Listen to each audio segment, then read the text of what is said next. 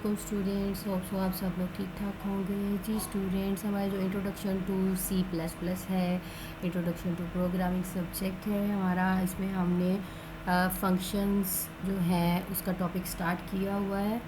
तो होप आप लोगों ने कल का लेक्चर सुना होगा, आप लोगों को पता चल गया होगा कि फ़ंक्शन क्या होता है, फंक्शन कैसे बनाए जाते हैं और फंक्शन को कॉलिंग और कॉल्ड कैसे कहाँ पे कब किया जाता है। मतलब पहले हम डिक्लेयर करते हैं, फिर फंक्शंस बनाते हैं, फिर फंक्शन के अंदर स्टेटमेंट्स लिखते हैं और अपनी मेन बॉडी में जहाँ चाहे उसको कॉल कर सकते हैं। फिर आपको मैंने बताया लोकल फंक्शन क्या होते हैं और ग्लोबल फंक्शन क्या होते हैं। जो हम मेन बॉडी से बाहर फंक्शन बना लेते हैं वो हमारे ग्लोबल फंक्शंस होते हैं। जो हम मेन बॉडी के अंदर बना रहे होते हैं वो हमारे लोकल होते हैं। तो मतलब वो हम बाउंड हो जाते हैं ना उसके अंदर, कि हम सिर्फ और सिर्फ उसी मेन बॉडी में यूज़ कर सकते हैं। लेकिन जो ग्लोबल चीज़ होती है वो तो ओवरऑल दी वर्ल्ड है, जैसे ग्लोबल है तो पूरी दुनिया में है। तो इसी तरह ग्लोबल फंक्शन भी ऐसे ही है कि हम बाहर बना लेते हैं और जहाँ पे चाहें उसको यूज़ कर सकते हैं। तो ये आपकी आईटी सीरीज़ वाली बुक ही ओपन की हुई है मैंने 289, चूँकि ये कॉन्सेप्ट आप लोगों को वहाँ से क्लियर होने के बजाय यहाँ से ज़्यादा अच्छे से समझ आ जाएगा। पासिंग पैरामीटर्स टू फंक्शंस, जी ये आपका टॉपिक इंक्लूड है कि हमने पैरामीटर्स कैसे पास करना है। और पैरामीटर्स मैंने कल आपको बताया था, पैरेंथेसिस के अंदर हम जो चीज़ लिखते हैं वो पैरामीटर्स होते हैं।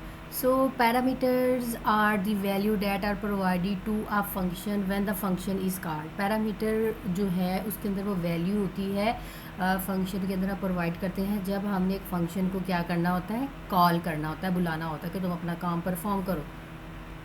Parameters are given in the parenthesis, जो भी पैरामीटर्स हैं वो हमने किसके अंदर देने होते हैं, पैरेंथेसिस के अंदर। और पैरेंथेसिस आप किसको कहते हैं, छोटी ब्रैकेट को कहते हैं। If there are many parameters these are separated by commas. अगर more than one parameter use करने हैं तो जैसे वेरिएबल बनाते हैं ना, हम वेरिएबल डिक्लेयर करते हैं कोमास के साथ बनाते हैं। तो इसी तरह ये होता है कि पैरेंथेसिस के अंदर अगर more than one parameters use करनी है तो हम कोमा के साथ उसको क्या करते हैं, सेपरेट कर देते हैं। If there is no parameter empty parenthesis are use. ज़रूरी तो नहीं है कि आपने प्रोग्राम के ऊपर डिपेंड करता है। सो वेरिएबल्स और कॉन्स्टेंट्स कुछ भी वैल्यू जो है वो पास करवाई जा सकती है इस फंक्शन के पैरामीटर के अंदर। The sequence and type of parameters in function call must be similar to the sequence and type of parameter in the function. जैसे कि parameter in function call are called actual parameter, ठीक है। जो आपके parameter के function के अंदर हम कॉल करते हैं उसको हम एक्चुअल पैरामीटर्स कहते हैं। और पैरामीटर इन फंक्शन डिक्लेरेशन, अब जो डिक्लेरेशन थी, ये देखें ये वाला पार्ट जो है दिखाती हूँ मैं आप लोगों को। ये हम जो कर रहे होते हैं ये डिक्लेरेशन होती है ना, ये वाली यहाँ पे डिक्लेरेशन है, ये फंक्शन डिक्लेरेशन है, ये आपका एक्चुअल फंक्शन है। ये होता है पैरेंथेसिस, इसके अंदर हम जो है पास करवाते हैं parameters.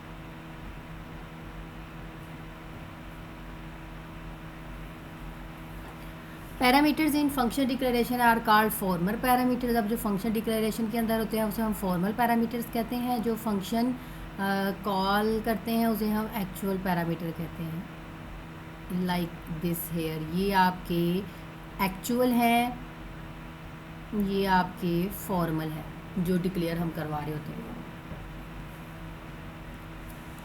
Pass by the value, okay जी। पास बाय द वैल्यू, हमने वैल्यू को कैसे पास करवाना है। A parameter passing mechanism in which the value of actual parameter is copy to formal parameter.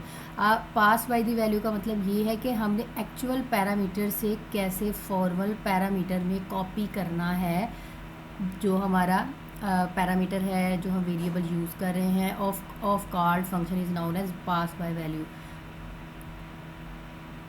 यहाँ से लेकर डिक्लेरेशन तक जो हम कर रहे हैं, अपनी कॉपी कर रहे हैं एक्चुअल पैरामीटर से, मतलब फंक्शन कॉल से डिक्लेरेशन फंक्शन तक जो हम पैरामीटर्स की कॉपी कर रहे हैं, this is called pass by value. और एक्चुअल पैरामीटर से कॉपीड कर रहे हैं formal parameters of called function is known as pass by value. If the function makes any change in formal parameter, it does not affect the value of actual parameter. अगर आपका जो function जो है value change करता है इन formal parameter, it does not affect the value of actual parameter. तो इसका कोई भी एक्चुअल पैरामीटर की वैल्यू पे कोई भी अफेक्ट नहीं होता। तो हम फंक्शन के अंदर जो फॉर्मल पैरामीटर है उसको चेंज कर सकते हैं। It is the default mechanism for passing parameter to function. तो मैं आप लोगों को ये प्रैक्टिकल करके दिखाती हूँ। जैसे कि ये एक फंक्शन डिक्लेरेशन है, ठीक है, ऑलरेडी आप लोगों को बता दिया। और फंक्शन डिक्लेरेशन हम मेन बॉडी से ऊपर करते हैं, फिर उसके बाद आपका जो है वो वॉइड मेन आपकी मेन बॉडी आती है, ठीक है। ये तो हमने फंक्शन कॉलिंग किया हुआ है ना, ये फंक्शन कॉल है, ये फंक्शन डिक्लेरेशन है, ये जो है फंक्शन कॉल हो रही है। जो इसके अंदर वैल्यू है ना, ये देखो n, इधर इंटीजर लिखा हुआ है, इधर n लिखा हुआ है, एक्चुअल पैरामीटर है ये। अब यहाँ पे आप लोग देख सकते हो, यहाँ पे n है, यहाँ पे num है, तो इसके कोई टेंशन वाली बात नहीं होती कि ये तो भाई ये चेंज है और ये चेंज है, ये चेंज हो सकते हैं, लेकिन आपको फिर इस सिचुएशन के अकॉर्डिंग उसको बनाना पड़ेगा, ठीक है। फिर यहाँ पे आपको डिक्लेयर करना पड़ता है वो वेरिएबल। फॉर्मल पैरामीटर है, ये देखिए जी आपका ये फॉर्मल पैरामीटर है, ये वाला, ठीक है। ये आपका क्या है, फॉर्मल पैरामीटर है। जो हम बनाते हैं फंक्शन वो आपका क्या होता है, फॉर्मल पैरामीटर होता है। ये फंक्शन डेफिनेशन है, ठीक है। फॉर्मल पैरामीटर कॉल करवा रहे हैं हमारा एक्चुअल पैरामीटर। यहाँ पे वेरिएबल n है, यहाँ पे वेरिएबल num है। सो जो भी है फंक्शन का नेम देखो, उसने देखना है अगर एक पैरामीटर पास है तो उसने नहीं देखना कि ये num जो है यहाँ पे भी सेम होना चाहिए। ये एक्चुअली लॉजिक यहाँ से चलती आ रही है। तो जब आप लोगों को इसकी प्रैक्टिस करवाएंगे तो फिर ज़्यादा अच्छे से क्लियर समझ आ जाएगी कि पास बाय वैल्यू क्या होती है। Write a program that inputs two numbers in main function. क्या कह रहा है, एक प्रोग्राम लिखो जो इनपुट करवाए नंबर मेन फंक्शन के अंदर। कहाँ पे करवाने हैं हमने, मेन फंक्शन। और हमारा मेन फंक्शन कौन सा होता है, मेन बॉडी, वॉइड मेन वाला पार्ट जो होता है ना हमारा, इंट मेन वाला part. Pass these number to a function, और ये जो नंबर हैं उसको किस में से गुजारना है, फंक्शन में से। मतलब हमने फंक्शन के पैरामीटर्स बनाने हैं ये दोनों। The function display the maximum number, और हमें क्या शो करवाना है, अपना मैक्सिमम नंबर शो करवाना है। तो ये देखिए हैश इंक्लूड आयो स्ट्रीम, ये आपका फंक्शन डिक्लेयर करवाया हुआ है। अब आप लोग देख लो, ये पैरामीटर पास है और कोमा के साथ सेपरेट की है इसको।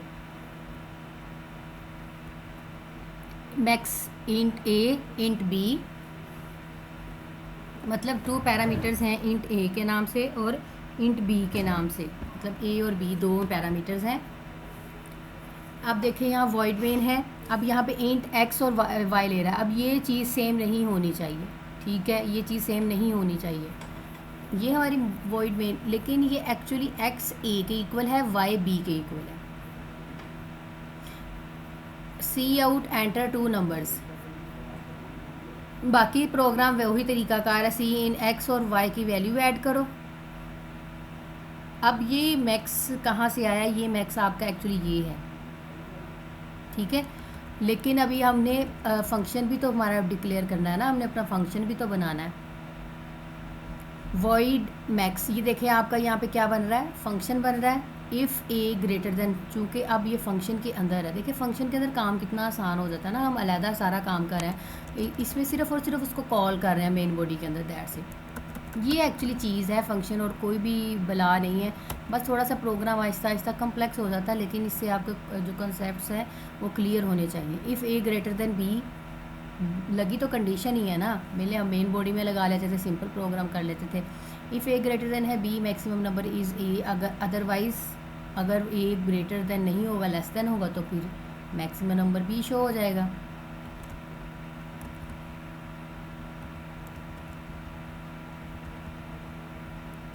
चलिए हम इस प्रोग्राम को करके देख लेते हैं।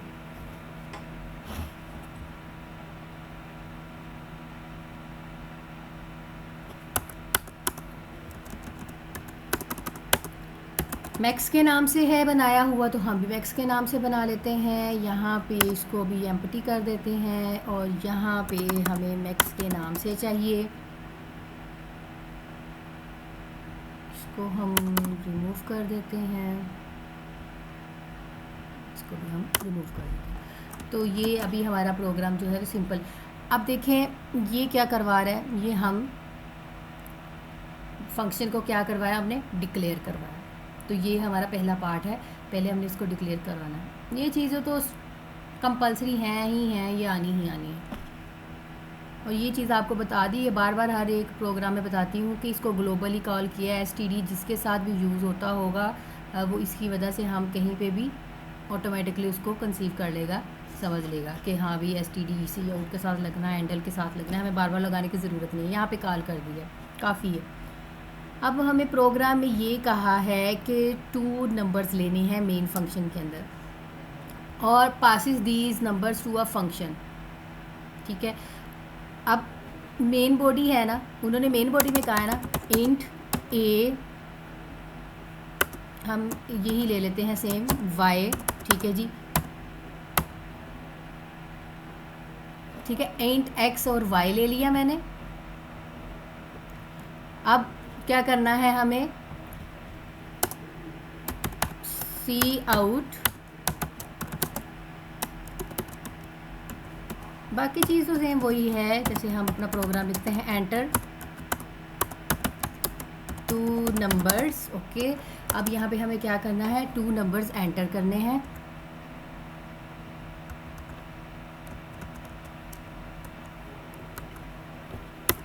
अब यहाँ पे प्रोग्राम को खूबसूरत करने के लिए जो मर्ज़ी कर लें, आप लोगों के ऊपर डिपेंड करता है। एस्केप सीक्वेंसेस, ये सारी वो चीज़ें इसीलिए तो यूज़ होती हैं। अब चूँकि 2 नंबर किससे लेने हैं, यूज़र से लेने हैं, ठीक है। x आया एंड देन आप इस तरह भी ले सकते हो, एक साथ भी कर सकते हो, नहीं तो 2 बार आप लोग सी इनकी स्टेट में लगा लो, वो आप लोगों की मर्ज़ी, रेपिटेशन नहीं करनी तो इस तरह कर लें। अब सी इन और सी आउट के साथ STD लगता है ना पहले रेजोल्यूशन ऑपरेटर के साथ, तो चूँकि अब ये ग्लोबली कॉल है तो हमें लगाने की ज़रूरत नहीं है। अब यहाँ तक तो हो गया, हमें इतना ही कहा था कि एक प्रोग्राम लिखे जो 2 इनपुट्स करवाए number in the main function, okay. अब ये हमारा मेन फंक्शन ही था, इसके अंदर मैंने 2 इनपुट्स करवा ली। अब pass these number to a function, अब ये जो नंबर हैं उसको कह रहा है पास करवाए किसके अंदर, फंक्शन के अंदर, ठीक है।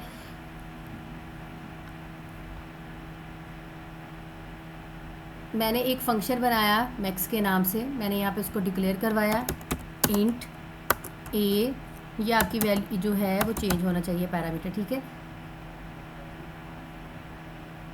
इंट b, अब ये क्या बन गया हमारा, मैंने एक फंक्शन को डिक्लेयर करवा लिया है।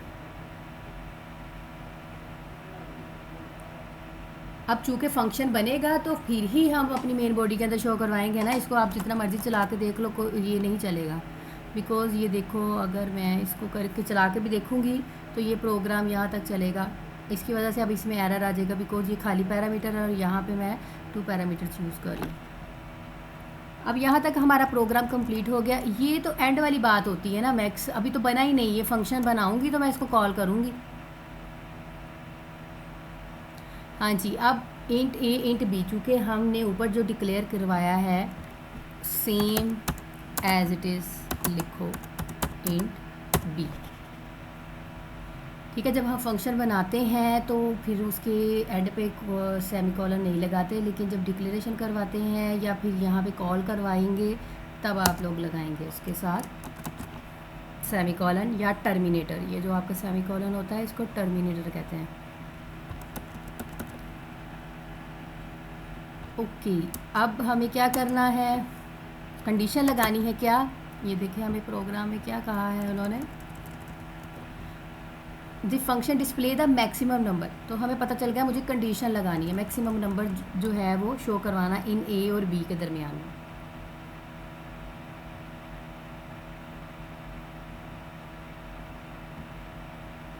इफ़ इफ़ का तो वही रूल है, ए ग्रेटर देन है। अब चूंकि ये ग्रेटर देन का सिंबल है इस कंडीशन के अंदर, ए ग्रेटर देन है किससे, बी से। अब ये वैल्यूज़ कहाँ से आ रही हैं, ये एक्चुअली इधर से आएंगी। एक्स आपके ए के इक्वल है, वाई आपके बी के इक्वल है। टू नंबर जो भी यूज़र ऐड करेगा उसके अकॉर्डिंग वो देखेगा कि नीचे फंक्शन में क्या कहा है। इफ़ ए ग्रेटर देन है बी से, देन उसको सी आउट करवा दो, मैक्सिमम नंबर इज़ क्या, अगर ए है ग्रेटर देन तो फिर यहाँ पे ए शो होगा, ठीक है, ए शो होगा। एल्स क्या शो करवा दे उसे। ऐसे प्रोग्राम करते हैं ना तो वो जिग जैग फॉर्म में काम बड़ा आसान हो जाता है, हमें खुद समझ आना शुरू हो जाती है कि प्रोग्राम किस फ्लो में चल रहा है।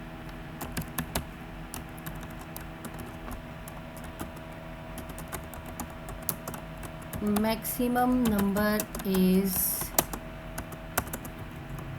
अदरवाइज कौन सा होगा, बी।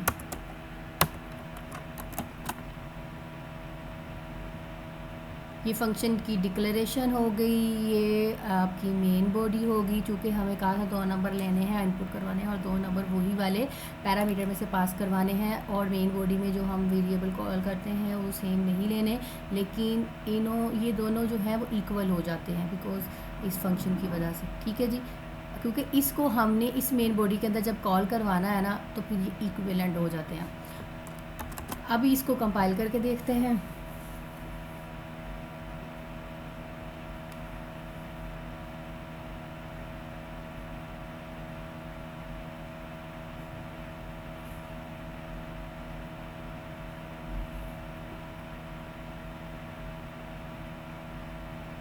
ओके जी, इसमें compilation succeeded, no error is found. So अब रन करके देखते हैं।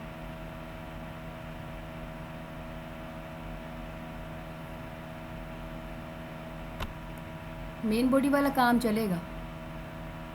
अच्छा, एंटर 2 नंबर, मैं यहाँ पे 3 ऐड कर देती हूँ और 5 ऐड कर देती हूँ। अब 3 जो है वो छोटा है, ठीक है, ए लेस देन है 5 से, तो 5 एक्चुअली शो होना चाहिए ना, लेकिन यहाँ पे तो कुछ भी शो नहीं हुआ, तो नहीं होगा ना, बिकॉज़ ये मेन बॉडी सिर्फ चल रही है। ये फंक्शन मैंने आपको पहले भी बताया, तब तक ये काम नहीं करेगा जब तक इसको कॉल नहीं करेंगी। वही जब तक आपका रोल नंबर कॉल नहीं किया जाएगा, आपको क्या पता चलेगा कि मैडम किसको बुला रही हैं।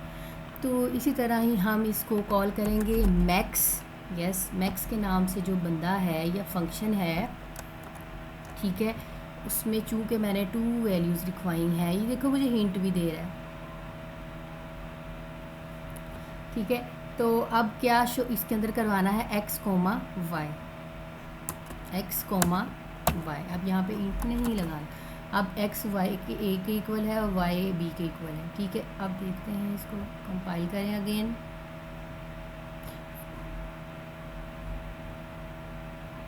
हाँ जी, क्या है इसमें एरर, मैंने आपको बताया था कि एंड पे टर्मिनेटर लाजमी लगाते हैं।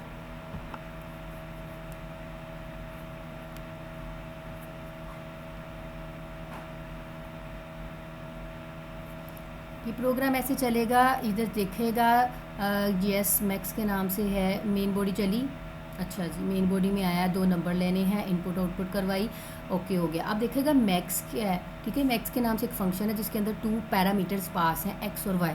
ओके, इसने क्या करना है, इसने पहले देखना है कि फंक्शन डिक्लेयर करवाया हुआ है, यस करवाया हुआ है। फंक्शन देखेगा, अगर डिक्लेयर करवाया है तो फिर देखेगा बनाया है, ये कंपाइलर का काम है, उसको ऑटोमेटिकली चेक करता है। यस मैक्स के नाम से एक फंक्शन बनाया है, उसके अंदर आपने स्टेटमेंट्स लिखी हुई है। इफ़ अगर ए ग्रेटर देन है बी से तो मैक्सिमम नंबर ए शो करवा दे, else maximum number b show करवा दे। क्योंकि कंपाइलेशन कंप्लीट हो गई, अब इसको रन करते हैं।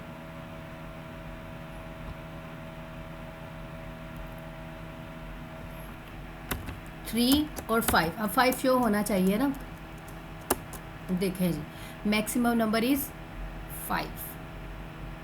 ये देखिए, अब आपका ये काम कर रहा है, किस वजह से कर रहा है, ये फंक्शन कॉलिंग की वजह से काम कर रहा है, उसने इस कंडीशन को देख रहा है।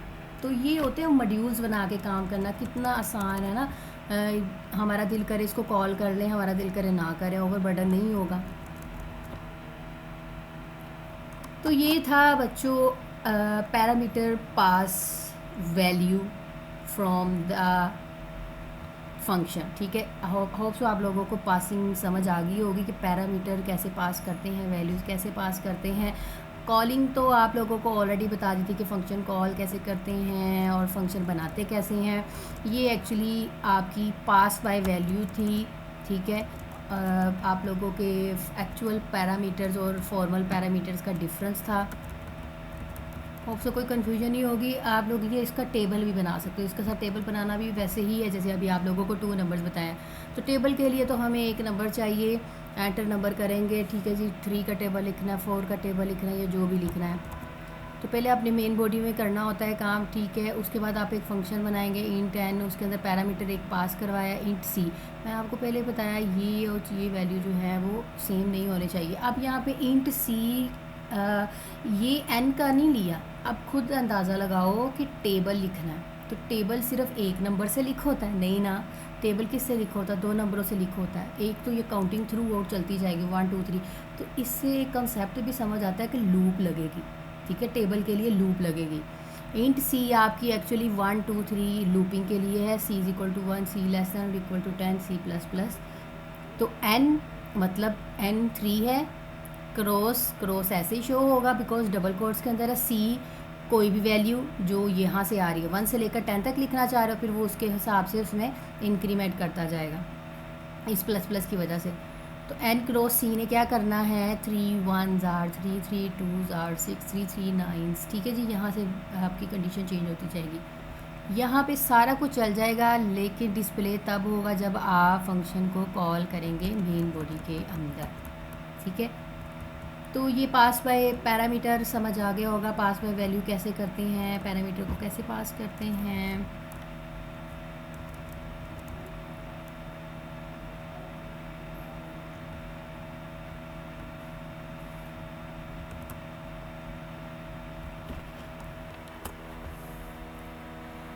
Difference between call by value and call by reference, इन दोनों में डिफरेंस क्या होता है? कॉल बाय वैल्यू फंक्शन को वैल्यू से कॉल करना और रेफरेंस से कॉल करना।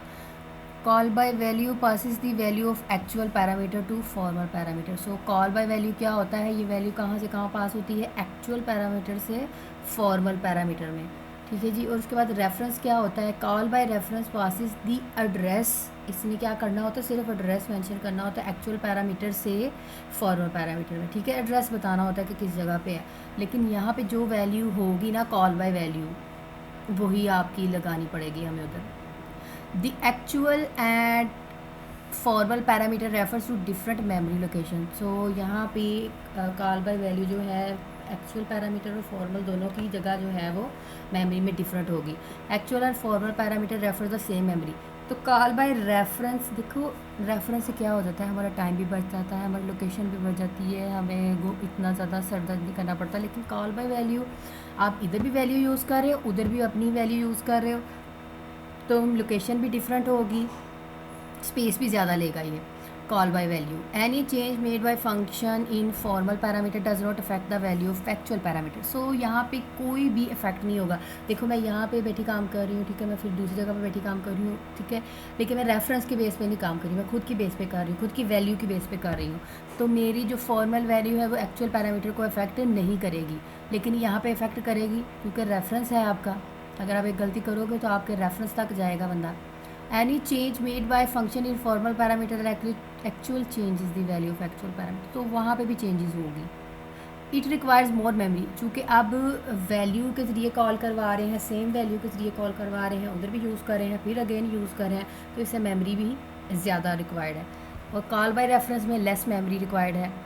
और अब देखें कॉल बाय वैल्यू, आपकी अपनी वैल्यू बनाने में कितने सालों साल लग जाते हैं। तो इसी तरह ये भी कंसेप्ट वही है फंक्शन में भी, कि कॉल बाय वैल्यू है वो लेस एफिशिएंट है, ज़्यादा मतलब एफिशिएंटली काम नहीं करता, स्लो डाउन हो जाता है। और कॉल बाय रेफरेंस है जल्दी से आपका क्विकली काम हो जाता है, it is more efficient. Returning value from function, इसको हम नेक्स्ट लेक्चर में देख लेंगे। ओके जी स्टूडेंट्स, आप लोग पास बाय वैल्यू की प्रैक्टिस करें, ठीक है। आप लोगों को फंक्शन बनाना बताया, फंक्शन कॉलिंग क्या होता है, फंक्शन कॉल्ड क्या होता है, फंक्शन डिक्लेरेशन क्या होता है। आज वो पास बाय वैल्यू भी दिखा दिया, पैरामीटर में से वैल्यू कैसे पास करते हैं। अगर आप मोर देन वन पैरामीटर यूज़ करें तो उसको कॉमा के साथ सेपरेट करते हैं। आप लोग जब प्रैक्टिस करेंगे तो आप लोगों को समझ आती जाएगी। तो इसलिए आप लोगों को इस बुक से भी और उस बुक से भी, वो तो आप लोगों की मेजर बुक है ना, या ये वाली जो बुक है, ठीक है। तो यहाँ से बेसिकली आपका माइनर कॉन्सेप्ट है, ताकि आप लोगों को इजीली समझ आ जाए कि फ़ंक्शन का कॉन्सेप्ट होता क्या है, पास बाय वैल्यू क्या होती है, ठीक है। हमने return by value next lecture में करना है। ओके जी स्टूडेंट्स, गुड लक, अल्लाह हाफिज़।